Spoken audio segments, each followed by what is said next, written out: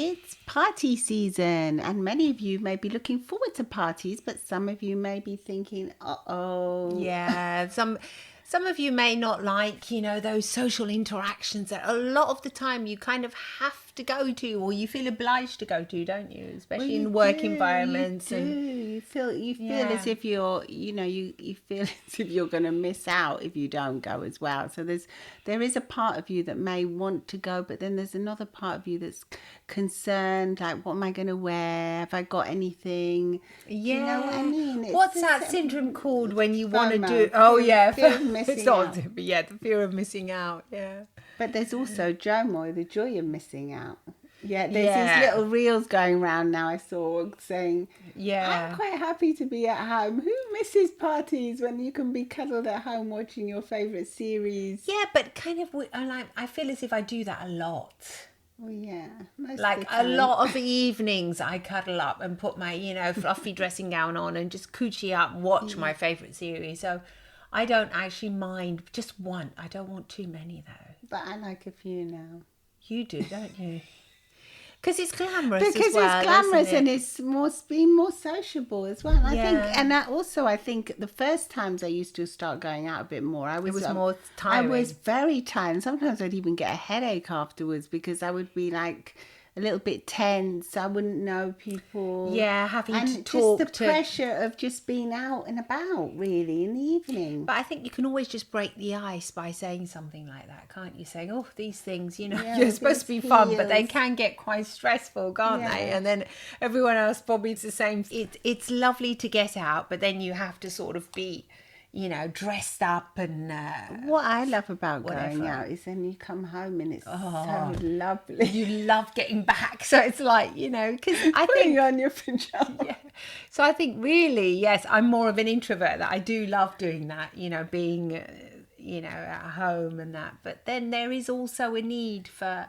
I think the more you go out, the more you want to go out as well, because you feel like more connected to. You're to right the world. About that. The more you go out, the more you kind of realise that you need it. Yeah. To be close to people, to be close to a group of people, to make the effort. Sometimes in parties the music's loud. Yeah, but there's always a kitchen or some area. Yeah, you're right, where you can actually chat, and connect with somebody. You're absolutely right about that. Yeah. Sometimes, especially over the Christmas, over the holiday season, you find you have to go to like family reunions you can't be bothered with. Oh gosh, yeah. Sometimes they're a bit tricky, aren't they? But then there's always one person though that gives you something, or you have a little chat with somebody, and I think you just feel better in the end afterwards. Well, I don't know if you people that are listening feel better, you guys, but I mean, it can be just personal, Of course. Sometimes you might not feel better. No, you might not if you haven't got a very welcoming family or environment, or if they're always having a go at you. Exactly, depends what kind of, But if it's like that, then maybe you can say, no, I'm not coming this year. Yeah.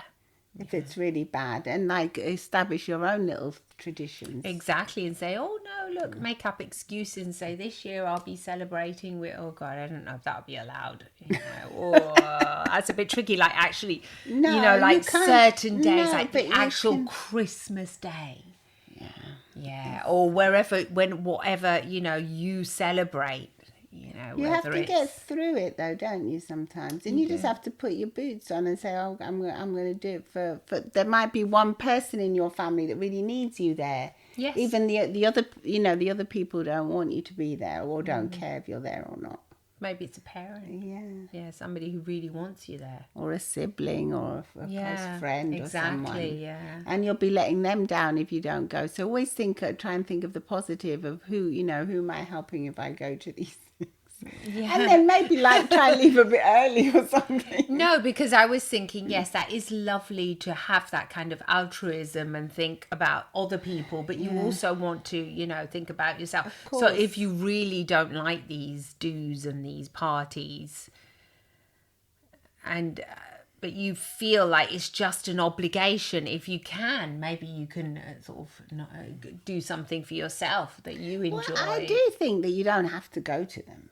There's no one forcing you at gunpoint. There's moral obligations a lot of the times. Like in the case of family, family invitations. If you don't turn up, it's rude, isn't it? It's not only rude. It's like a taboo almost in certain cultures. You know, not to come up for Thanksgiving, for Christmas Day, or for whatever whatever kind of party you go to, whatever kind of thing is part of your religion or whatever. I think you do still have to set boundaries. So if you find that it really does make you feel bad every time you go and you're feeling really bad about it and you're dreading going, and then it's really really is awful on the day and you just end up fighting and bickering, and there is no one there that's going to gives you any joy or any like support or you don't even think you're supporting them, well then yes, I think there is a time to say no, sorry, cut loose and make your own. This time we're not coming, I'm sorry. We're not coming.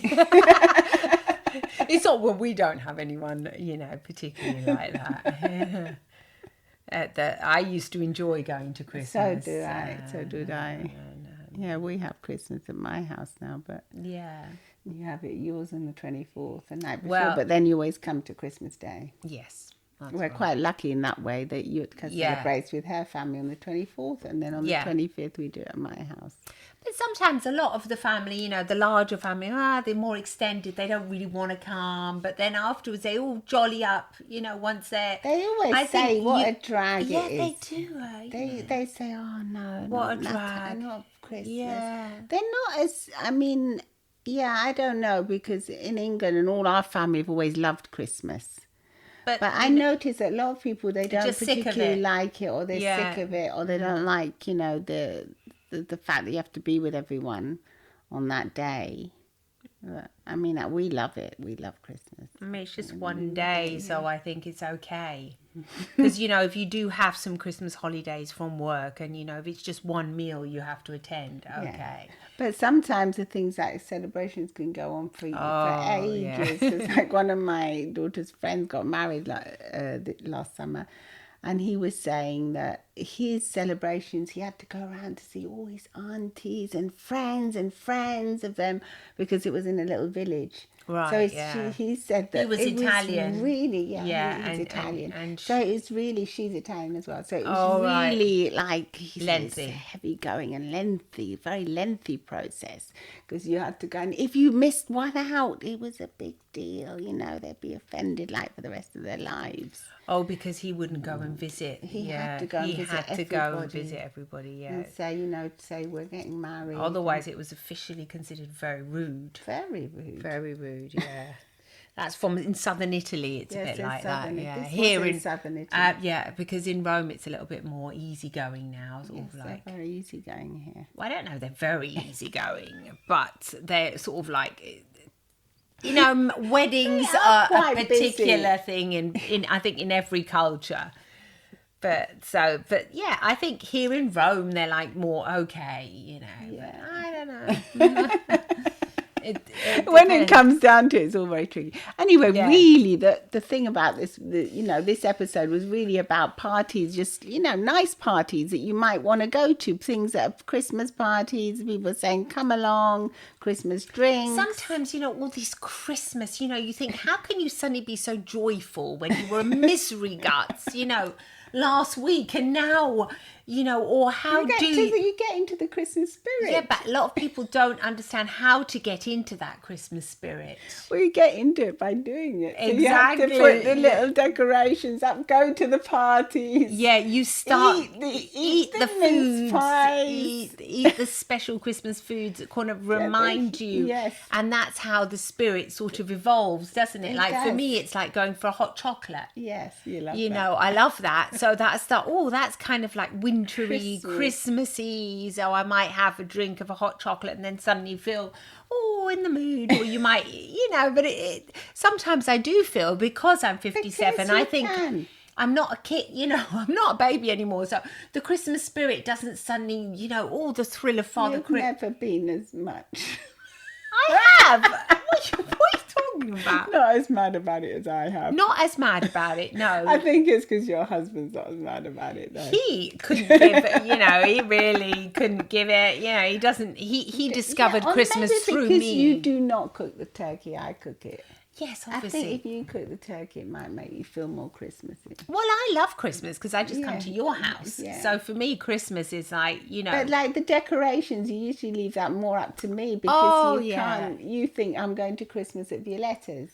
Yes, but... So you do Christmas as well, but no, I don't think you do it to the extent that I do it. No. I get tired of all of that. Yeah, no, and then, and you want to put the Christmas tree away really quickly. Yeah, sometimes I just want to sort of get the house back into, all these bits and bobs all over the place. There was an involvement last year because you still got a wreath up that you left up from Christmas. Yeah, because that doesn't look like a Christmas wreath. It's like some kind of pretty winter wreath. Though. It's a winter wreath. Yeah, I left it up. Yeah, I do. You're right about that. Yeah, they do like one of my oldest sons said, let's put up the Christmas tree already. And I thought, God, already? That's a bit early. And then I like to have very simple tree with just the sparkling lights. Very simple. So I don't want too much stuff on it. But that's just personal taste, really. I still do love the Christmas thing. Spirit. I did start to get really tired of having to get every single person on the list. The Italian family is very large. Presents are a problem. Yeah, and they started becoming a bit of, in the end I used to start getting tired of it. And I thought, no, that's not the right mentality. Instead of getting tired of it, let's sort of make a game out of it. Make it more fun. And so since everyone's an adult basically now. No, they're all adults in my family. They are. Yeah, even the youngest little one, he's 18 now, so going to be 19. So have Secret Santa and that. Yes, so in the end last year I said, let's have a Secret Santa. And not everyone understood what I was trying to do. They didn't like it, did they? But I did say it. Look, there's going to be 10 gifts and they're all random and they're not there wasn't that much. They didn't receive well. No, it wasn't actually. I'm thinking about that now, so that might be a bit of an issue. Because each one was used to getting their own gift. Yeah, they look forward to it, I think. Yeah. They were looking forward to the gift that they were. I don't know what we're going to be doing this year because that's also another issue, isn't it? Because this year my husband actually has an operation. Yes, that's going to be tricky. He's got to have a whole knee replacement, a whole knee. So, I mean, yikes. Yeah. Yeah, but that's on the 20th.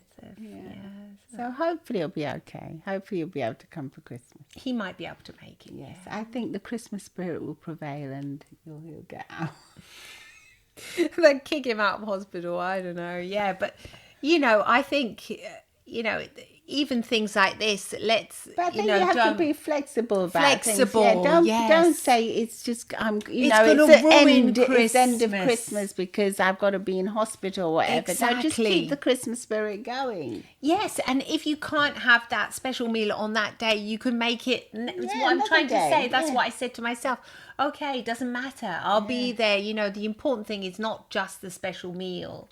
No, it's the whole. It really is the whole Christmas festivities. Being with your family, being with your friends, it's taking time off. It's the time to reconnect with your family and your friends. But obviously, and if you struggle with that because your family and your friends aren't that supportive, maybe it's a time also to reflect and think, maybe I need some new friends that will support me and I do enjoy it, and start some new little Christmas traditions. Yes, that's and how it could be even going away for Christmas. Yeah, you might say I'm going to go away up the road or whatever if you can't. Everyone starts their own tradition somewhere, Yes, exactly. Each little nucleus of people that form together and gather, friends, family, whatever it is, you all start your own little traditions. Yeah, because it's fine. It's okay. It's good to do that. It's good. And then each one has their own, we personally, in my family, I want everyone to open their gifts on Christmas morning. Yes. Because that's a bit of a problem, because they're Italian, they want to open it. Yes. They were born here, they want to open it on Christmas Eve. Yeah, in Italy, the children wait up, and you don't go to bed early for one day, and you wait up, and then Santa arrives somehow through, through the chimney. Through the chimney. No, because they don't arrive through the chimney in Italy. No, he kind of just arrives.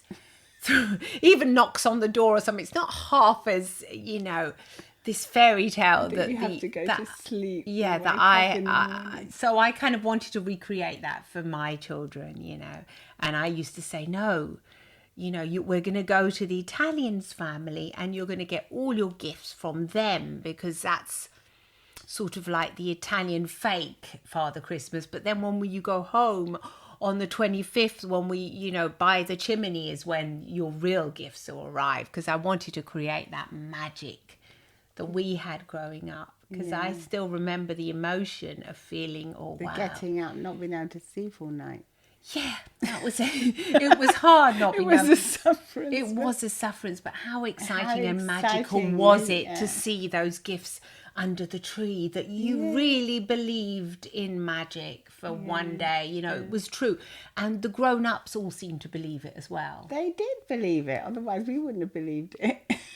Well, they didn't believe it because Mum and Dad were the ones who put the gifts there. Yeah, but they believed in the story of it. In the magic of it, in the end, yes. It's all what we tell ourselves, they're all stories, aren't they? They are all stories, yeah. Like fairies that lived at the bottom of the garden was more of a like you kids have fun with that. Yes. But Father Christmas was like, oh, wow. No, that was a real thing. Even on the news, you would hear it, wouldn't you? Would see him on Father the news. Christmas is arriving. Yes. So children, all of you, go to bed. Yes. And, you would hear, like, BBC would announce it. So come on. Was it some kind of, obviously, some children were affected by that when they learned that it wasn't true. Well, yes. But most kids, I think most of you, appreciate the fact that it was your parents that was creating the Santa, the magic of it. The magic of it, yeah. Or whoever it was that was doing it, Yeah. Whoever it was, a neighbour bringing gifts, whoever it was. I remember that our neighbour was worried about the bike that she had bought her children. And we had to hide it at our house because she said it's got to come down the chimney. And I have to explain how Santa could get it in through that. I mean, it's all a bit of a laugh where everyone kind of joins into this wonderful, moment of magic, really. Yeah. And maybe it's not wonderful for those who can't have a gift. Yeah. And I understand that. But then there's always someone that's going to give a gift, isn't there? Yeah. Someone that you can go to. Or there's lots of charities that give gifts for children. I think you can, if you're a parent and you want your child to have a gift, there's a way of getting There's a way, yes. There is a way, yeah. There is a way. No, yes.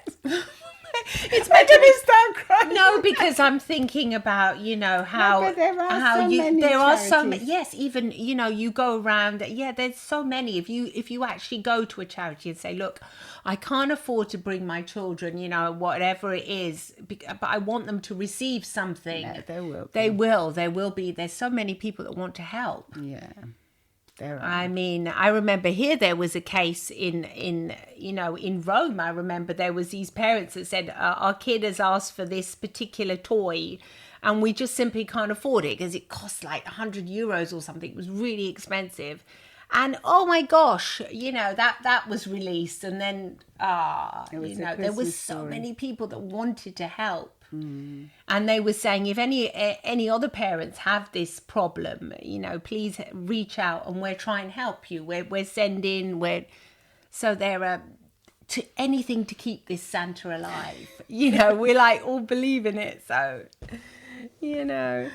Anyway, it's fun. It's fun, isn't it? We love to hear from you. So let us know if you like parties or if you like Christmas. It's turned into more of a Christmas conversation about Santa. I guess so, yeah. And if you are going through the holidays, wishing you very happy holidays, and see you next week. See you next week. Bye. Lots of love and smiles from the English sisters. Bye. For now.